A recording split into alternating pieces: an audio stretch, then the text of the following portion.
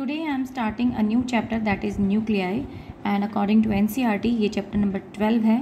सबसे पहले बात कर लेते हैं कॉम्पोजिशन ऑफ न्यूक्लियस की। तो एक हमें हाइपोथेसिस दिया था कैडविक ने 1932 में, और अकॉर्डिंग टू दैट मेन जो बिल्डिंग ब्लॉक होते हैं न्यूक्लियस के अंदर वो होते हैं प्रोटॉन्स एंड न्यूट्रॉन्स। तो हम ये कह सकते हैं कि जो डिस्कवरी थी न्यूट्रॉन की उसका क्रेडिट जाता है कैडविक को। मैं स्पेलिंग कर देती हूँ। तो न्यूट्रॉन के बारे में वो कैडविक ने हमें सबसे फर्स्ट इंफॉर्मेशन जो मिला हमें वो कैडविक से मिला, और ये इंफॉर्मेशन था 1932 का, जिसके अकॉर्डिंगली ये माना गया कि सबसे ज़्यादा जो बिल्डिंग ब्लॉक हैं या जो मेन बिल्डिंग ब्लॉक हैं वो कौन है। 1932 का ये इन्वेंशन था। एंड बिल्डिंग ब्लॉक कौन थे? Neutron plus proton. और इसके अलावा हम कहते हैं कि एटम एज ए न्यूट्रल होता है, तो न्यूट्रलिटी कौन देगा? जैसे न्यूट्रॉन के ऊपर कोई चार्ज नहीं होता, और न्यूट्रॉन का मास जो होता है वो कंपैरेटिवली प्रोटॉन के मास के सिमिलर होता है, लेकिन थोड़ा सा ज़्यादा होता है, तो little bit more, but they are electrically neutral, और किसी भी इलेक्ट्रिक और मैग्नेटिक फील्ड से वो अपने आप को डिफ्लेक्ट नहीं करेंगे। तो ये कुछ प्रॉपर्टीज़ हो गई न्यूट्रॉन की। लेकिन अब एटम को न्यूट्रल कैसे बनाएं? तो न्यूट्रल बनाने के लिए जो नंबर ऑफ प्रोटॉन्स थे उन्हें कहा गया कि वो इक्वल हैं to the number of electrons that are surrounding the nucleus. तो न्यूक्लियस के बाहर जितने भी इलेक्ट्रॉन प्रेजेंट हैं उनका नंबर और जो प्रोटॉन्स हैं उनका नंबर इक्वल होता है, और न्यूट्रॉन्स जो हैं वो न्यूक्लियस के अंदर प्रेजेंट होंगे, और मेनली कॉम्पोजिशन का एक बहुत बड़ा हिस्सा होते हैं न्यूट्रॉन एंड प्रोटॉन्स।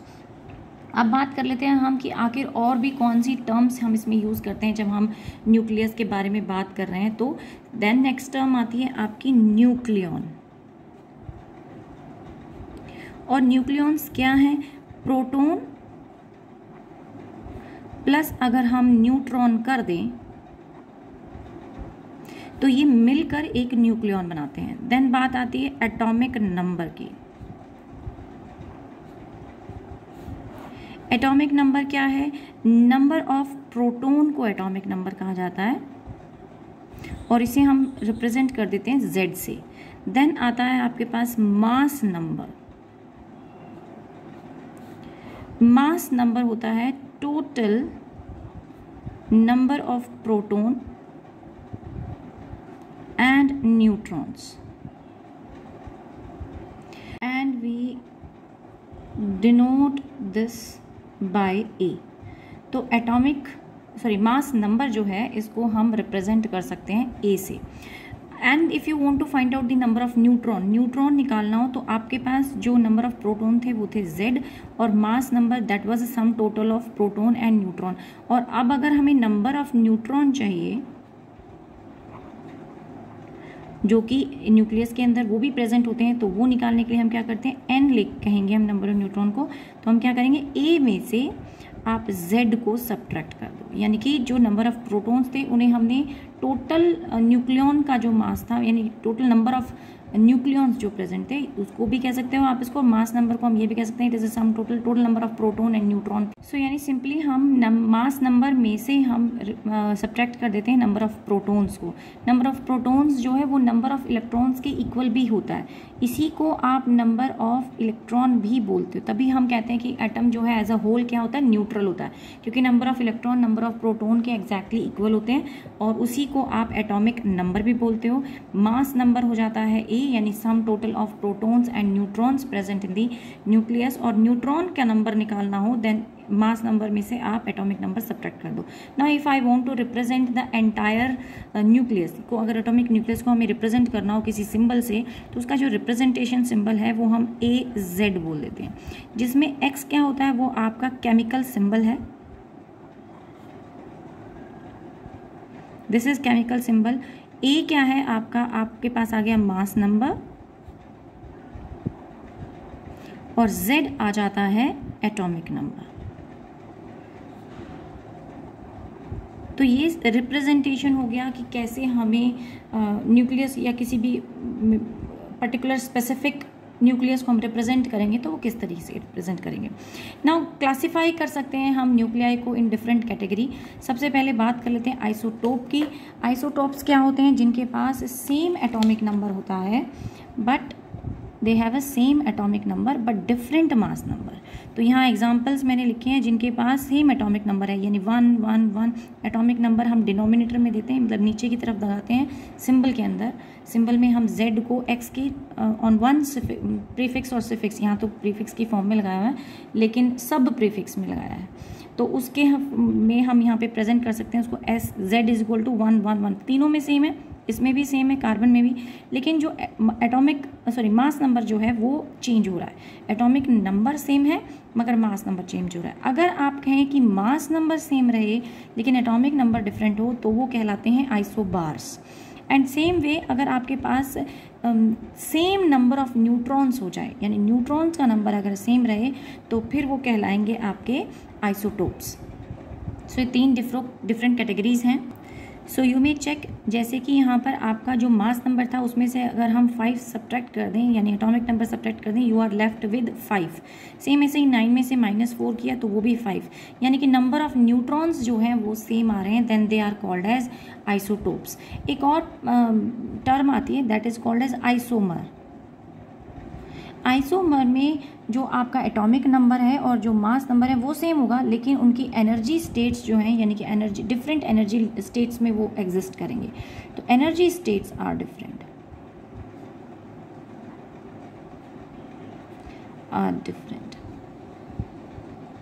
वैसे बहुत रेयरली इनके बारे में पूछा गया क्योंकि मोर और लेस ये केमिस्ट्री से रिलेटेड ज़्यादा लगता है चैप्टर, फिजिक्स में उतना नहीं आता, तो इसकी सिर्फ बेसिक इन्फॉर्मेशन ही चाहिए होती है, लाइक मोर और less you need just to know the definitions. इससे ज़्यादा कुछ नहीं है, हमारे में इतना ज़्यादा काम नहीं होता इसका। Now let us talk about the mass defect. Mass defect को हम डेल्टा एम से रिप्रेजेंट करते हैं और ये होता है the difference in the sum of the masses of the nucleons. जो न्यूक्लियॉन्स क्या होते हैं, it's a combination of proton and neutron. तो प्रोटॉन एंड न्यूट्रॉन का अगर हम मास ऐड कर दें तो ये टोटल सम हो जाता है, टोटल मास हो जाता है न्यूक्लियॉन्स का।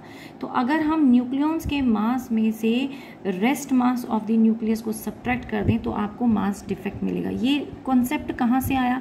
ये कॉन्सेप्ट इस वजह से आया कि ये एक्सपेरिमेंटली जब ऑब्जर्व किया गया तो इट वॉज फाउंड कि जो मास होता है, it was found that the mass of the stable nuclei जो है वो ऑलवेज लेस होता है देन इट्स कॉन्स्टिट्यूएंट्स। जितने भी इसके कॉन्स्टिट्यूएंट हैं यानी कि प्रोटॉन और न्यूट्रॉन हैं, उनके मासेस को अगर हम ऐड करके कंपेयर करें with the rest mass of the nucleus तो rest mass of the nucleus हमेशा कम मिलेगा। तो इसका मतलब क्या हुआ कि जो टोटल मास था वो ज़्यादा होना चाहिए था, तो बाकी का मास कहाँ गया? ये जो मास डिफरेंस आ रहा है इसी को हम मास डिफेक्ट कहते हैं। तो हम इसे रिलेट करते हैं with the Einstein theory of energy mass equation. तो एनर्जी मास का एक रिलेशनशिप दिया था E is equal to mc²।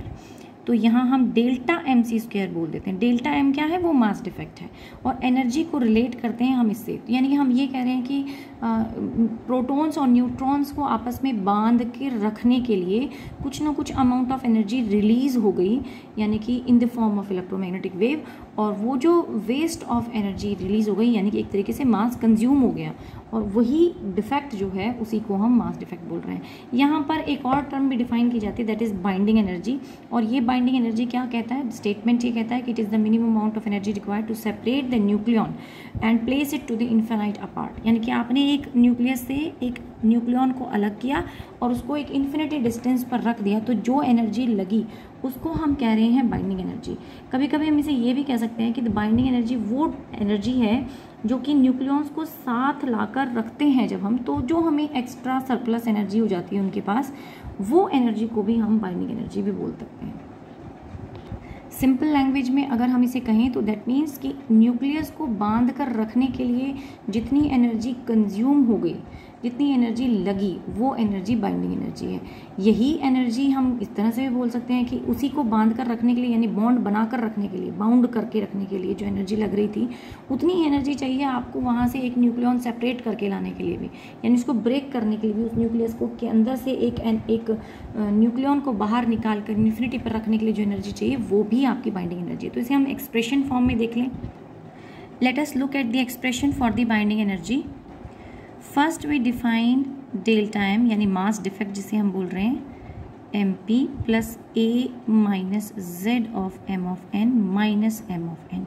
यहाँ डिफरेंट टर्म क्या रिप्रेजेंट कर रहे हैं, ये हमारे पास आ गया है मास ऑफ द प्रोटोन, और प्रोटोन के लिए हम नंबर ऑफ प्रोटोन से ही मल्टीप्लाई करेंगे, यानी कि एटॉमिक नंबर से हमने मल्टीप्लाई कर दिया। And then A minus Z, यानी ये मास है न्यूट्रॉन का, और उसके लिए भी हमने ए माइनस जेड या नंबर ऑफ न्यूट्रॉन से हमने मल्टीप्लाई कर दिया। दोनों का सम टोटल में से आप मास ऑफ द न्यूक्लियस सब्ट्रैक्ट कर देंगे, यानी कि rest mass of the nucleus को हमने सब्ट्रैक्ट किया है, तो ये हो जाता है mass of the nucleus. And बाकी मैंने ये बता दिया मास ऑफ द, ये total mass of the proton, nucleus के अंदर total number of proton into the mass of the proton, total number of neutron into the mass of the neutron. ये आपका डिफरेंस देगा आपको मास डिफेक्ट। लेकिन हमें निकालना बाइंडिंग एनर्जी, और एनर्जी का रिलेशनशिप बाय आइंस्टाइन थ्योरी हमने लिया, that is equal to delta M into C square. So यही डेल्टा एम यहाँ पे प्लेस करते हैं और इसको मल्टीप्लाई बाय कर देते हैं सी स्क्वायर से। सो आपका रिलेशनशिप बन जाएगा Z P plus A minus Z and M of P minus M of N and this into c square. So this will be the relationship for the binding energy. ये हमने binding energy define किया है. So this is your binding energy. Binding energy को हम Einstein energy मास relation से equate कर रहे हैं। अब बात करते हैं हम इसकी कि मास ऑफ द जो न्यूक्लियस था, इसको मैं कैपिटल एम से रिप्रेजेंट कर रही थी। सो जो मास ऑफ द न्यूक्लियस है वो किस तरह से दे सकते हैं। अगर आप एटम के मास की बात करें तो हम कहते हैं मास ऑफ एटम, अगर हमारे पास पूरे एटम का एक्स ले लेते हैं, z और a रिप्रेजेंटेशन हो गया और इसको हम m बोल दें, ये हो गया मास ऑफ द एटम। सो अच्छा, मैंने ये बहुत ही एटम मास, एटम्स मास, तो एटम का मास जो है वो पूरे एटम का सिंबल ले लिया हमने कि x of this and m ले लिया, तो ये एटम का मास हो गया। और this is the mass of the entire atom, उसमें से उसको हम किसके इक्वेट कर सकते हैं, यानी मास of the electron plus the mass of the nucleus. तो न्यूक्लियस के अंदर अगर आप इलेक्ट्रॉन का मास ऐड कर दोगे तो आपको टोटल एटम का मास मिल जाएगा, लेकिन हमें तो मास ऑफ न्यूक्लियस चाहिए, तो एम ऑफ एन निकालते हैं, which is M of atom के मास में से आप इलेक्ट्रॉन का मास जो है, जितने भी इलेक्ट्रॉन्स थे उनका टोटल मास आप सब्ट्रैक्ट कर दें and we place it back in the formula. So energy हमारे पास आ जाता है Z M P plus A minus Z of M of P. And अब यहाँ पर इसकी जगह एम एन की जगह पर हम ये फॉर्मूला पुट करेंगे, तो एम ऑफ यानी पूरे एटम का मास माइनस एंड माइनस आपके पास प्लस हो गया, Z of M E, and इसको भी हमने बाहर सी स्क्वायर से मल्टीप्लाई कर दिया है। Now Z mass of the electron, mass of the proton इकट्ठा लेके आते हैं हम इसे, जेड को कॉमन ले लेते हैं और mass of proton plus mass of electron हो जाएगा, that is equal to A minus Z of M of P minus X of A Z, और ये था मास था टोटल, ठीक है, ये वाला मास था, एंड इसको हमने सी स्क्वायर में पुट कर दिया। Now mass of proton and electron को अगर हम ऐड कर दें तो ये टोटल जो है हाइड्रोजन एटम की बात हो जाती है, तो mass of the hydrogen atom आ जाता है, तो एम ऑफ एच भी आप इसे लिख सकते हैं। एंड देन बाकी रिलेशनशिप को हम सेम रखें, A minus Z and mass of the proton minus में एम ऑफ आपके पास आ जाता है X of Z of A. ये पूरा रिलेशनशिप हमारे पास बाइंडिंग एनर्जी का आ गया। Now we'll talk about the nuclear forces. Nuclear force जो होती हैं स्ट्रॉन्गेस्ट फोर्स इन नेचर होती हैं, अट्रैक्टिव फोर्सेस होती हैं, स्ट्रॉन्गेस्ट फोर्स होती हैं, शॉर्ट रेंज फोर्सेस होती हैं, यानी कि ये एग्जिस्ट करती हैं with in the nuclear only, and charge independent होती हैं, पोलैरिटी पर नहीं डिपेंड करती। न्यूक्लियर फोर्स प्रोटोन प्रोटोन के बीच में, प्रोटोन न्यूट्रॉन के बीच में, या न्यूट्रॉन न्यूट्रॉन्स के बीच में सेम अमाउंट की फोर्स एग्जिस्ट करती है। इस बात पर डिपेंड नहीं करता कि वेदर बॉडी चार्ज है या नहीं है, जैसे कि प्रोटोन के पास तो पॉजिटिव चार्ज है लेकिन एन न्यूट्रल होता है तो उसके पास कोई चार्ज नहीं होता। These forces are non-central, यानी already the size of the nucleus is so small कि उसका सेंटर नहीं काउंट कर सकते। हम ये नहीं कह सकते कि प्रोटोन के सेंटर से दूसरे प्रोटोन के सेंटर तक एक्ट करती है, इसीलिए हम इसे नॉन सेंट्रल बोलते हैं। दे आर सैचुरेटेड फोर्सेज, यानी कि दे show attraction between the nearest neighbours, यानी अब बहुत फार ऑफ डिस्टेंस पे अगर फोर्सेस एक्ट यानी पार्टिकल्स रखे हुए हैं तो उनके बीच में ये उतनी स्ट्रॉन्ग एक्ट नहीं करेंगी, तो ये क्या होती है कि एक शॉर्ट रेंज होती है, एक पर्टिकुलर एरिया में एक्ट करती हैं, तो सैचुरेशन आ जाता है एंड उसी रेंज तक ये अट्रैक्शन शो करती हैं, उसके बाहर नहीं। एंड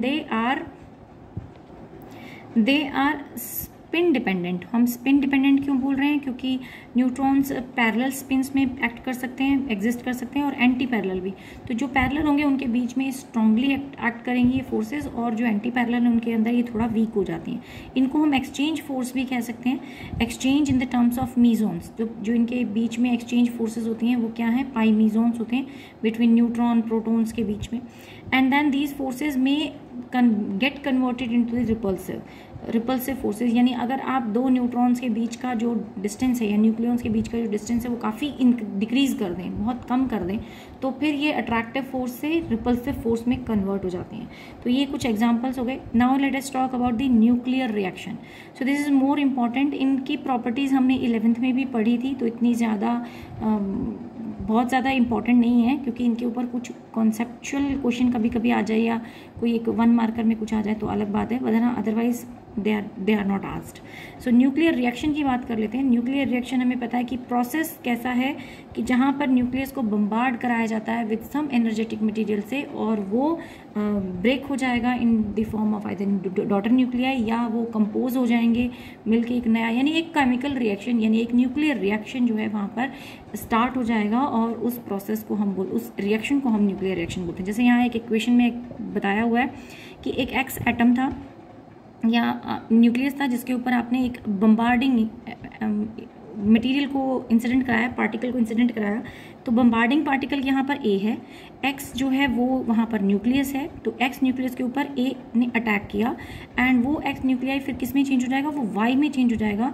साथ में कुछ बीटा यानी बी पार्टिकल रिलीज होंगे। अब उन बी पार्टिकल को आप कुछ भी कह सकते हो, न्यूट्रॉन रिलीज हो रहे हैं या 2 डॉटर न्यूक्लियाई रिलीज हुए, एंड देन क्यू यानी गामा रेडिएशन या एनर्जी रिलीज हुई।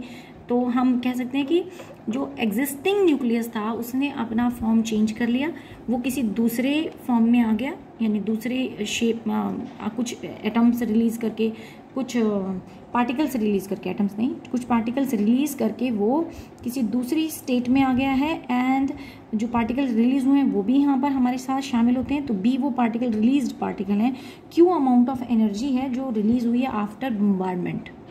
Now in the process of chemical reaction दोनों काम हो सकते हैं, एनर्जी एब्जॉर्ब भी हो सकती है, एनर्जी रिलीज भी हो सकती है। तो अगर एनर्जी एब्जॉर्ब हो रही है तो उस प्रोसेस को हम बोलते हैं एंडोथर्मिक, और अगर एनर्जी रिलीज हो रही है तो फिर उसे बोलेंगे हम एक्सोथर्मिक। तो दोनों तरह के प्रोसेसेस पॉसिबल है, एनर्जी एब्जॉर्ब भी हो रही है या फिर एनर्जी रिलीज हो रही है। एंड ये प्रोसेस जो होगा ये in terms of energy mass relationship यानी ई को फॉलो करके होगा। तो डेल्टा एम सी स्क्वायर, हम ये कह रहे हैं कि जितना मास कंज्यूम हुआ, जितना मास वेस्ट हुआ है वो किस में कन्वर्ट हो गया? वो एनर्जी में कन्वर्ट हो गया। तो यहाँ यही है, और अगर हमें वो मास वहाँ पर लाना है तो हमें एनर्जी को एब्जॉर्ब करना होगा, so that it will create certain mass. तो energy mass equivalence is there. So आज की क्लास के लिए इतना ही। नेक्स्ट क्लास में कंटिन्यू करेंगे कुछ और न्यूमेरिकल्स। Thank you.